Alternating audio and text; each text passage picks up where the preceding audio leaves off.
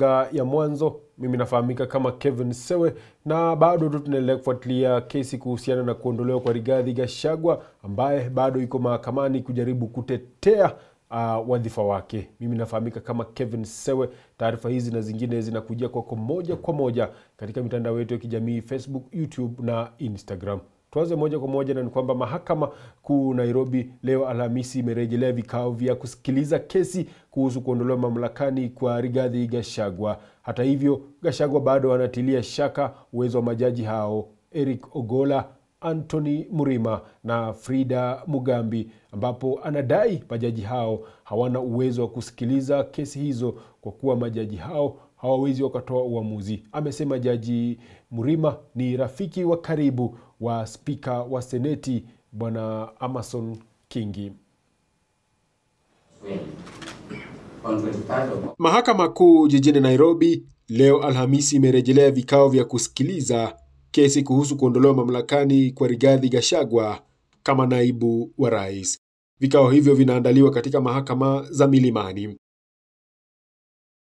Jopo la majaji watatu litajumuisha kesi zote zilizowasilishwa na kushughulikia maswala yaliyoibuliwa na walalamishi kuhusu hatua zilizochukuliwa na bunge la taifa na lile la seneti. Hata hivyo, Gachagua bado anatilia shaka uwezo wa majaji hao ambao ni Jaji Eric Ogolla, Anthony Murima na Frida Mugambi, ambapo anadai majaji hao hawana uwezo wa kusikiliza kesi hiyo kwa madai majaji hao hawatatoa uamuzi wa haki. Amesema Jaji Anthony Murima ni rafiki wa karibu wa spika wa Seneti na kwa hivyo uamuzi wake unaweza egemea pande moja. The Honorable the Deputy President Rigathi Gachagua, by a letter dated 23rd of October 2024, did file a complaint against all your lordships, and this complaint was acknowledged by the Judicial Service Commission that it has been received. Then there is an issue that required disclosure. According to the petitioners, I wasn't even aware of this, I saw it today. According to the petitioners, is that there is a very close relationship between one of your lordships, the Honorable Judge Murima, and the Speaker of the National Assembly, who is the Speaker of the Senate, who is a member of here. That close relationship, according to the petitioners, is one that ought to have been disclosed. The petitioners feel, and the petitioners are of the strong opinion, that a case of this magnitude is not the kind of case that should be decided by a bench in which they do not enjoy full confidence in. My Lord, the basis of that, since this is highlighting, would be four. My Lord, on the first issue is that the petitioners, and in the applications that they did and is a subject of a ruling, they pointed out certain issues that brought into question the issues of the transparency, the proper accountability for purposes of the handling of that particular file. The affidavit is there. And according to the petitioner, that brought into them some doubt, the manner in which the handling was done as to the impartiality of this particular bench. The petitioners goes on to issues number two. They say that whereas they put in an affidavit setting out the reasons why there was a problem in the manner in which those issues were done, the respondents did not respond to challenge those particular set of facts. The petitioners are saying the circumstances of this matter is that we are unable to enjoy that confidence. My Lord, when the petitioners were speaking about what they said they feel, like is the three-judge bench one in which they expect fair and square justice. That was a terminology in the case of Githunguri that we have attached on our submissions. That from the word go, a party appearing before the judges should be able to feel that we have a reasonable chances of success between those judges, but more importantly, that none of the judges is connected to the cause, to the cause or to the individual in which you are in dispute with. Majaji hao wanatarajiwa kutoa uamuzi wao ya iwapo watajiondoa katika kesi hiyo au la. Hayo yanajiri huku Rigathi Gachagua akipatwa na pigo baada ya mahakama kuu kutoa uamuzi kwamba naibu jaji mkuu Philomena Mwilu aliteua ipasavyo jopo la majaji watatu kushughulikia kesi za kumuondoa mamlakani. From the above discourse, we do not find any difficulty in affirming the position that a constitutional mandate of the Honorable Chief Justice can be judicial, administrative, or political. We further find and hold that the constitutional mandate exercised by the Honorable Chief Justice under Article 165, sub-Article 4 of the Constitution, is a constitutionally administrative function. We shall now consider whether the function of the Honorable Chief Justice under 165, sub-Article 4 of the Constitution can be performed by the Honorable DCJ. Mawakili wa Gachagua walidai kwamba aliye na uwezo wa kuteua jopo la majaji kusikiza na kuamua kesi hiyo ni jaji mkuu Martha Koome pekee na wala si naibu wake. Hata hivyo, kwenye uamuzi wao, majaji hao walisema kesi hiyo haikuwa na msingi, wakithibitisha kuwa naibu jaji mkuu anaweza tekeleza majukumu kwa niaba ya jaji mkuu. Rigathi Gachagua aliondolewa madarakani kama naibu rais wa Kenya na bunge la seneti wiki jana, lakini alipata afueni baada ya mahakama kuu kusimamisha uamuzi huo hadi pale kesi hiyo itakaposikilizwa na kuamuliwa. Kevin Sewe, Mwanzo TV.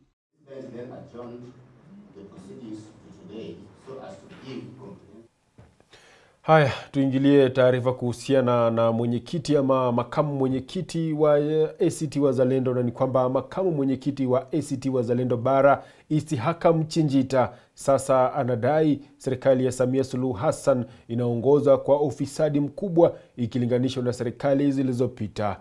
Akizungumza na wananchi eneo la Mtama mkoani Lindi, Mchinjita amesema ndani ya miaka 10 pekee ambayo Rais Samia Suluhu amekuwa pamoja na hayati Magufuli zimeibwa zaidi ya trilioni 50. Wakijenga barabara wanasema barabara hii imejengwa kwa msaada wa watu wa Marekani. Mmewahi kusikia barabara huko ya Marekani inaandikwa jina la rais? Mmewahi kuona? Kwa sababu hizo nchi zinathamini walipa kodi wake. Hapa Tanzania walipa kodi ya waheshimiwi. Zinakusanywa kodi zetu alafu zinarudishwa kama hongo. Yaani zinarudishwa kama fadhila. Badala ya kuhamasisha watu waliolipa kodi kwamba zinaleta maendeleo, kwa sababu sehemu kubwa ya kodi wanaiba, wanavunja dhana ya ulipaji wa kodi na maendeleo kwa kutaja kwamba hizo fedha zimeletwa na rais. Badala ya kuwa ni fedha ambazo zimechangwa na Watanzania kwa kodi zao. Chanzo cha pili ni mikopo. Tunakopa, na mimi nimeeleza miaka mitatu hii aliyokaa Samia amekopa trilioni 42. Yaani ukichukua ile miaka ya Kikwete na miaka ya Samia, pesa walikokopa ni nyingi kuliko pesa zote zilizokopwa tangu tumepata uhuru mpaka wao wanakuwa marais. Yaani Nyerere alikopa, Mkapa akakopa, akaja akakopa, Mwinyi amekopa, Kikwete, lakini hela hizo walizokopa ni kidogo kuliko walizokopa Samia na mwenzake Magufuli miaka yao hii 10 wanaenda kumaliza. Kwa nini? Kwa sababu wao hela wanaiba, pesa zinaibiwa katika nchi hii. Kila mwaka tunaelezwa mahela yaliyoibwa. Na sio aibu.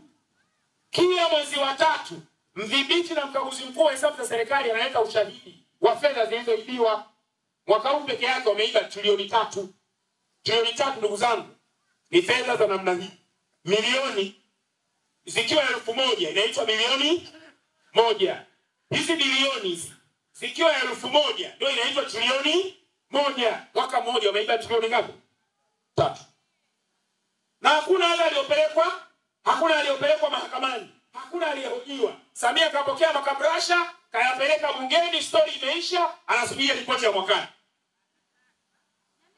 Ukifanya mahesabu sababu miaka 10 iliyopita hizi fedha ambazo kila mwaka hizo siaingia na zihesabu zimepotea, zimeshatimia zaidi ya trilioni 50 miaka 10 iliyopita. Kwa hiyo trilioni 50 ni hela nyingi kuliko hela zote za bajeti ya mwaka.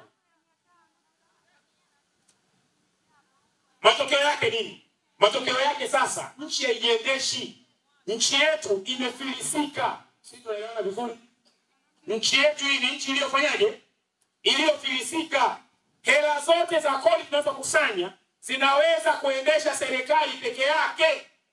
Hazina uwezo wa kutuletea maendeleo. Haya, bado tukiwa kwa masuala ya siasa ni kwamba chama cha demokrasia na maendeleo Chadema kanda ya Victoria Magharibi kimewataka wanachama wake kujitokeza kuwania nafasi mbalimbali za uongozi kwenye uchaguzi wa serikali za mitaa unaotarajiwa kufanyika Novemba 27 mwezi ujao, kuchukua fomu na kuzijaza na kisha kujirejesha kwa wakati. Rai hiyo imetolewa na mwenyekiti kutolewa jijini Mwanza na katibu wa kanda ya chama hicho Zakaria Obadi, ambaye licha ya kujinadi kushinda kwenye uchaguzi huo amesema chama chake kimebaini changamoto kadhaa kwenye zoezi la uandikishaji daftari la makazi, ikiwepo ya majina ya wanachadema kuonekana kwenye vituo zaidi ya kimoja, huku orodha ya majina zikiondolewa kwenye kuta za matangazo. Mara tu baada ya kuandikishwa wapiga kura, kanuni inasema orodha ile ilitakiwa ibandikwe kwenye vituo ambavyo Watanzania wamejiandikishia, ili kila mtu aende akatazame taarifa zake kama ziko sawa sawa. Kilichofanyika ni kwamba orodha zilibandikwa usiku wa tarehe 20 kuamkia tarehe 21, na tumeamka asubuhi orodha maeneo mbalimbali kata ya Isamilo, Mhandu, Igoma, orodha zimechana. Kwa changamoto hii imesababisha sasa watu wetu, wapiga kura wetu, wananchi kwenye mitaa yao, kwenye vituo vyao washindwe kujua taarifa zao sawa sawa. Kuna maeneo fulani wasimamizi ama waandikishaji hawa wamewaandika watu wetu mara mbili kwenye orodha. Yaani unaandikwa mtaa wa California, wewe umejiandikishia California hapa Nyegezi, lakini jina lako tena likuta Nyamazobe. Hukujiandikishia Nyamazobe lakini jina lako lipo kule. Moja ya sifa ya kukosa kupiga kura ni kujiandikisha mara mbili. Ukijiandikisha mara mbili unakosa sifa ya kupiga kura. Na ukikosa sifa ya kupiga kura, maana yake umekosa sifa ya kugombea, kwa sababu wewe haupo kwenye orodha ya daftari la mkazi. Ili ugombee lazima uwe kwenye orodha ya daftari la mkazi. Tumewaelekeza viongozi wetu na hawa wananchi ambao wamefanywa hivi, wanachama wetu, wamwandikie barua msimamizi msaidizi wa uchaguzi. Wamwambie kwamba wao walijiandikisha kwenye vituo ambavyo wametanitaja, na hivyo waondolewe hiyo orodha ambayo inaonekana vile sio ya kwao. Tarehe 26 mwezi wa 10 2024 ni siku ya kwanza ya kuchukua fomu. Tunawaelekeza wagombea wetu, tunawaelekeza viongozi wa chama ngazi zote wajiandae. Tunatoa wito kwa Watanzania, umma, ushiriki kwenye mchakato huu wa kuwapata viongozi. Msaidie watu wetu wapate fomu. Msaidie watu wetu warudishe fomu. Tuendelee na mchakato, tuendelee kupambana. Mazingira haya CCM tutaishinda. Tukisonga mbele ni kwamba msemaji mkuu wa serikali Bwana Tobias Makoba kupitia kwa vyombo vya habari hii leo Oktoba 24 mwaka huu amesema kwamba serikali ya awamu ya 6 inayoongozwa na Rais Samia Suluhu Hassan haina tatizo juu ya watu kukosoana kwa hoja, isipokuwa kukosoana pasipo na staha na kuvunja sheria. Serikali yenu inatambua na mamlaka zake zote kwamba haitokaa itokee wote Watanzania ambao saizi tunakisiwa kuwa milioni 65.6 tukakubaliana kwenye kila jambo. Haitokaa itokee, na serikali inatambua hilo. Lakini pamoja na tofauti zetu za mitazamo na hoja, tusisahau amani, utulivu na umoja wetu havina mbadala. hata kwenye kipindi ambacho tunatofautiana hoja na mitazamo. Sasa kwa kuwa serikali inatambua hilo, haina shida watu kukosoana au kupishana kwa hoja. Tena serikali hii ya awamu ya 6 imejikita kwenye misingi ya kuheshimu mawazo mbadala kwa nia ya kujenga nchi yetu. Lakini naomba tusaidiane kuwakumbusha Watanzania wote, katika kutofautiana huku hoja na mitazamo, tufanye hivi kwa staha, ustaarabu na utu, bila kuvunja sheria. Naomba nirejee, katika kutofautiana huku hoja, kukosoa au kutofautiana mitazamo, basi tufanye kwa staha, ustaarabu na utu, bila kuvunja bila kuvunja sheria, hasa kwenye kipindi hiki ambacho tunaenda kwenye joto la uchaguzi.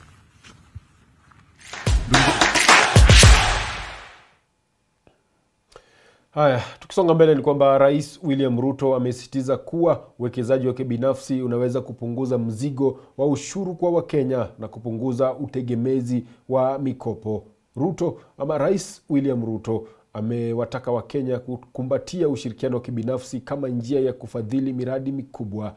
Akizungumza wakati wa hafla ya kuweka jiwe la msingi ya mtambo wa kuzalisha umeme eneo la Nakuru leo Alhamisi, Ruto alisifu uwekezaji mkubwa wa kampuni ya Adani nchini Kenya.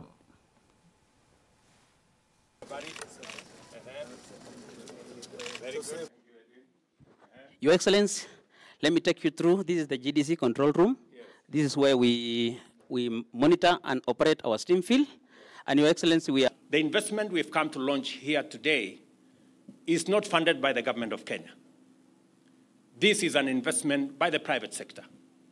They are going to put their money, 12 billion shillings, into this project, generate energy, and we will buy the energy from them. It is the exemplification of private-public partnership. To unlock the resource we have here, we need the private sector to invest. And with their investment, we get the energy. With their investment, we create jobs. With their investment, we expand industrialization. And therefore, there is a win-win outcome when the private sector and the public sector work together. Many people would have expected us as government to borrow money and come and invest in this facility. That is not the right way to go about it, because we do not want to burden the people of Kenya with either additional taxes or additional loans, when the private sector can do it much more efficiently. And that is the reason why Socian is a private investment. We are now getting power from there. Globlec is underway, and we are now starting Kaishan here. Through the instrument of power purchase agreement, we create the nexus between public resources, private investment, to unlock the potential for us to get our growth underway. For the first time in Kenya today, we will have a transmission line from here in Menengai that will go to Olkalau, that will go to Nanyuki, supply power to that region all the way to Meru. They will, for the first time, access geothermal power from Menengai. That investment is being made by the private sector. The Adani Group are investing in the transmission line. Their money, 95 billion. We would have otherwise gone to borrow that money, burden the people of Kenya. This is now a private sector investment, the same way Kaishan here is a private sector investment, the same way Socian is a private sector investment. We will pay for that transmission line using a wheeling charge that has been negotiated. And it is important for us as a nation to appreciate that a partnership between public and the private sector. Na tukielekea maeneo ya Israeli ni kwamba jeshi la Israeli na wanamgambo wa Hezbollah wameendelea kushambuliana katika maeneo ya kimkakati wakati vita baina yao vikiingia mwezi mmoja sasa. Maeneo yalishambuliwa ni pamoja na maeneo ya kuhifadhi na kutengenezea silaha.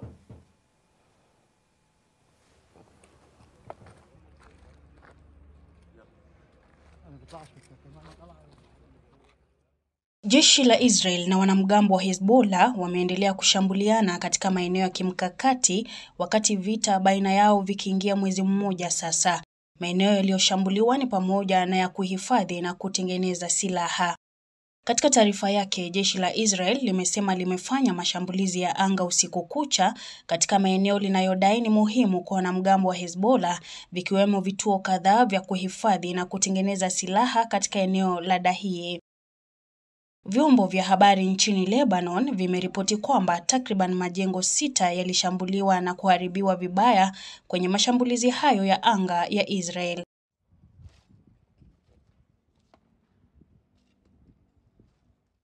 Kwa mara nyingine tena, Israel imerejelea madai yake kwamba majengo ya raia yaliyoshambuliwa yalitumiwa na wanamgambo wa Hezbollah katika kuhifadhi silaha, tuhuma zile zile ambazo imekuwa ikizitumia kwenye vita vyake katika ukanda wa Gaza. Kwa upande wake, Hezbollah imesema imefanya mashambulizi ya kujibu mapigo ya adui. Katika mashambulizi hayo, kundi hilo linaloungwa mkono na Iran limevurumisha mkururo wa maroketi na kulenga kambi ya kijeshi kaskazini mwa mji wa Haifa, ikiwa ni mara ya pili ndani ya masaa 24 kulengwa kwa kambi hiyo.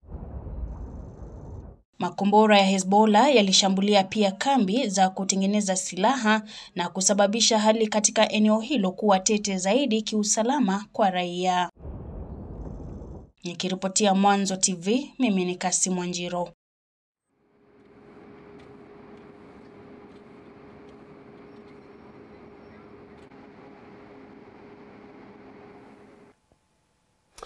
Na mtazamaji, kufikia hapo sina la ziada. Mimi ni Kevin Sewe. Kwaheri kwa sasa.